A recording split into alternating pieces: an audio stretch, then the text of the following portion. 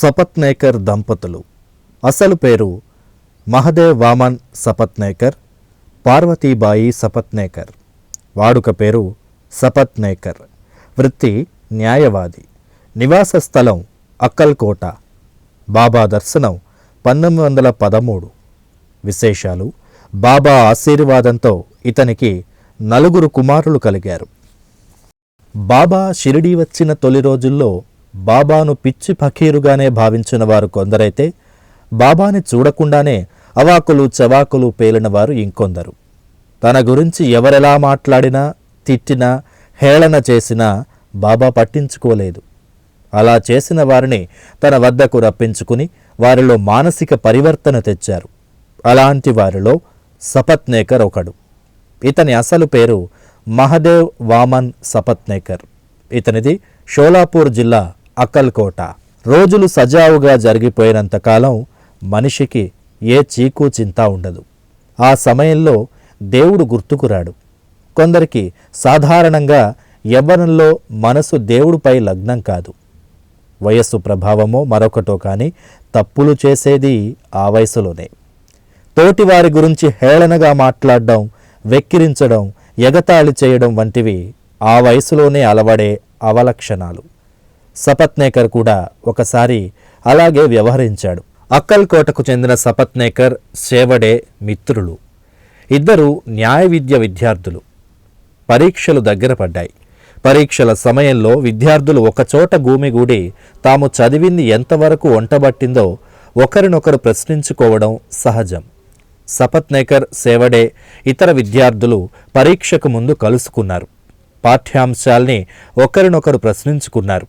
అందరూ సమాధానాలు సరిగానే చెప్పారు. సేవడే మాత్రం కాస్త వెనుకబడ్డాడు. మిగతా విద్యార్థులు అతన్ని ఎగతాళి చేశారు. దాంతో సేవడే నొచ్చుకున్నాడు. నేను బాగా చదవకపోయినా, చదివిన విషయాలు జ్ఞప్తికి రాకపోయినా పర్లేదు, నాకు సాయిబాబాపై నమ్మకం ఉంది, పరీక్షల్లో ఉత్తీర్ణుడవుతాను అన్నాడు సేవడే. సాయిబాబా ఎవరు, ఎక్కడుంటారు అని సపత్నేకర్ అడిగాడు. షిరిడీలోని మసీదులో ఉంటారు అని సేవడే చెప్పాడు. సపత్నేకర్, ఆహా, బాబాగారు పరీక్ష రాస్తారట, పాస్ చేయిస్తారట, పరీక్ష బాగా రాయకపోయినా బాబాగారే మార్కులు వేస్తారల్లే ఉంది అని హేళన చేశాడు. సేవడే అతని తీరుతో బాధపడ్డాడు. బాబాను నిందించినందుకు ఆవేదన చెందాడు. బాబాపై స్థిరమైన విశ్వాసంతో ఇలా అన్నాడు: అవును, నేను పరీక్షలో ఉత్తీర్ణుడవుతానని బాబా నన్ను ఆశీర్వదించారు. ఎంతో పుణ్యం చేసుకుంటే తప్ప బాబాను దర్శించుకోలేం. బాబా పలికినది నిజం కాకుండా పోదు. బాబా కృపతో నేను పరీక్షలో గట్టెక్కుతాను. సపత్నేకర్ మరింతగా నోరు పారేసుకున్నాడు. అందరూ పరీక్షలు రాశారు. బాబాపై సేవడే పెట్టుకున్న నమ్మకం వమ్ము కాలేదు. న్యాయ పరీక్షలో ఆ ఏడాది సపత్నేకర్ కూడా ఉత్తీర్ణుడయ్యాడు. సద్గురునాథ సాయిరామ్, కలియుగ వరద సాయిరామ్, కరుణా సింధు సాయిరామ్, షిరిడి వాస సాయిరామ్. సద్గురునాథ సాయిరామ్, కలియుగ వరద సాయిరామ్, కరుణా సింధు సాయిరామ్, షిరిడి వాస సాయిరామ్. బాబా కరుణించు సాయి దేవా, వరదాత ఈ మౌనమేల రావా, ఆరళ్ళు కన్నీళ్ళు చూడాలి ఎన్నాళ్ళు, మౌనమేల సాయి రావోయి. సద్గురునాథ సాయిరామ్, కలియుగ వరద సాయిరామ్, కరుణా సింధు సాయిరామ్, షిరిడి వాస సాయిరామ్.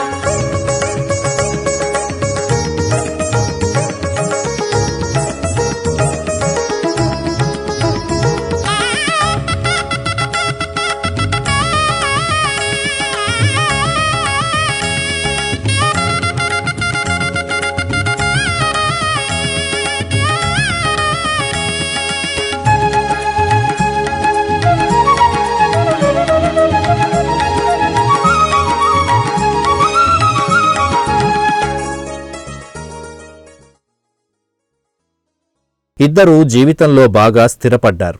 అయితే రోజులన్నీ ఒకేలా ఉండవు కదా. తప్పు చేసినా, తప్పు మాట్లాడినా అంతకు అంత అనుభవించక తప్పదు. రోజులు బాగా గడిచిపోయినంతకాలం భగవంతుడు గుర్తుకురాడు. మనం చేసిన తప్పుల తాలూకు కర్మ ఫలాన్ని అనుభవించాల్సి వచ్చినప్పుడే పశ్చాత్తాపంతో కళ్ళు తెరుచుకుంటాయి. భగవంతుడు గుర్తుకొస్తాడు. రోజులన్నీ మనవి కాదు కదా. సపత్నేకర్ ఆ రోజు బాబాను ఎగతాళి చేసి మాట్లాడినందుకు జీవితంలో ఆ తర్వాత ఎంతో బాధపడ్డాడు. తెలిసి చేసినా తెలియక చేసినా తప్పు తప్పే. నిప్పును ముట్టుకుంటే కాలకుండా ఉండదు కదా. తప్పు తాలూకు ఫలితం ఏ రోజుకైనా ముప్పు కలిగించి తీరుతుంది. అయితే ఆ తర్వాత బాబా అనుగ్రహాన్ని సంపాదించి బాధల నుంచి విముక్తి పొందాడు. సపత్నేకర్ అక్కల్కోటలో న్యాయవాద వృత్తిని ప్రారంభించాడు. బాగా సంపాదించాడు. పార్వతీబాయితో వివాహమైంది. కుమారుడు పుట్టాడు. అంతలో తలవని తలంపుగా అతని ఏకైక కొడుకు గొంతు వ్యాధితో మరణించాడు. సపత్నేకర్ దంపతుల మనస్సు వికలమైంది. పుణ్యక్షేత్రాలు తిరిగారు. ఆధ్యాత్మిక గ్రంథాలు చదివారు. మనసు మాత్రం కుదుటపడలేదు. సపత్నేకర్ మదిలో బాబా మెదిలారు. తాను 10 ఏళ్ల క్రితం బాబాను సేవడేను హేళన చేస్తూ మాట్లాడడం గుర్తుకొచ్చింది. అందుకే అంతకు అంత అనుభవిస్తున్నానని బాధపడ్డాడు. వెంటనే షిరిడీ వెళ్ళి బాబాను దర్శించుకోవాలనుకున్నాడు. తన సోదరుడు పండితరావుతో కలిసి సపత్నేకర్ షిరిడీ వెళ్ళాడు. దూరం నుంచే బాబాను చూసి అతని మనసు శాంతించింది. బాబా దగ్గరకు వెళ్ళి ఒక టెంకాయను పెట్టాడు.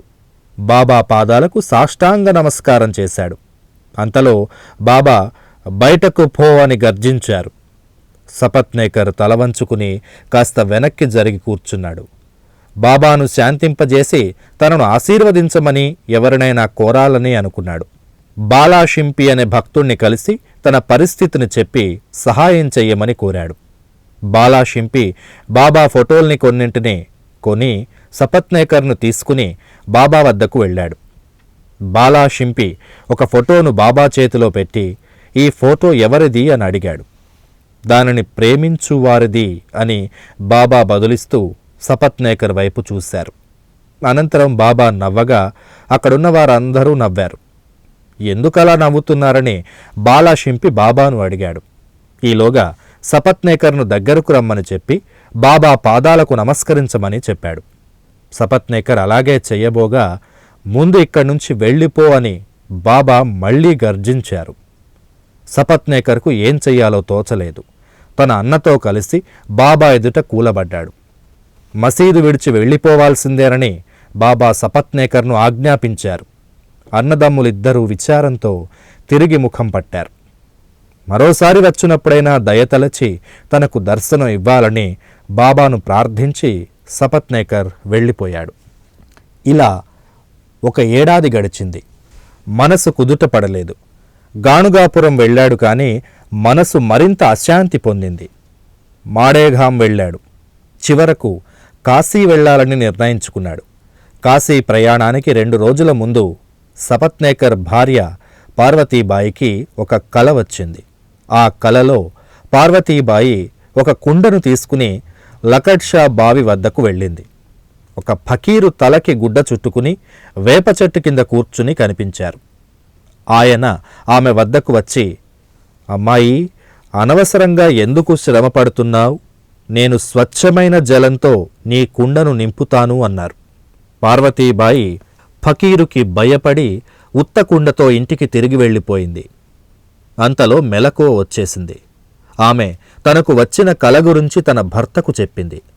అది శుభశకునమని భావించిన సపత్నేకర్ దంపతులు షిరిడీకి బయలుదేరారు. వారు మసీదుకు వెళ్లేసరికి బాబా అక్కడ లేరు. ఆ సమయంలో బాబా లెండీ తోటలో ఉన్నారు. బాబా తిరిగి వచ్చే వరకు వారక్కడే వేచి చూశారు. అంతలో బాబా మసీదుకు వచ్చారు.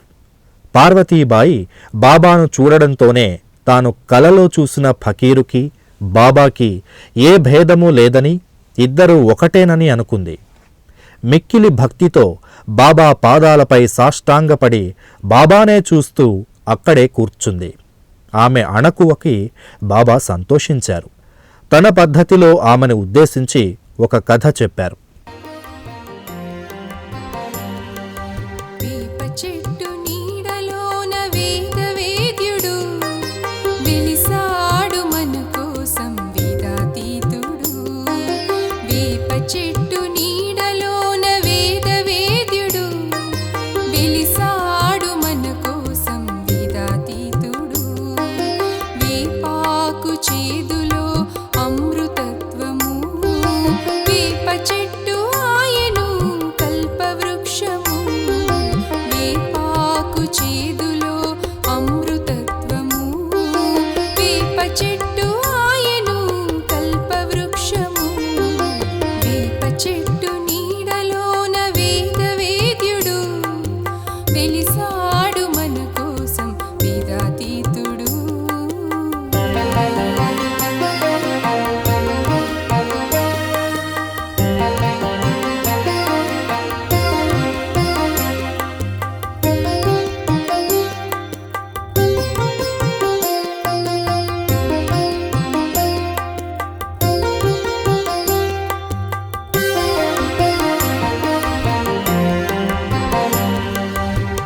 ఫకీరు వేషముతో శంకరయ్యగా, ఉపదేశ బోధనతో విష్ణుమూర్తిగా.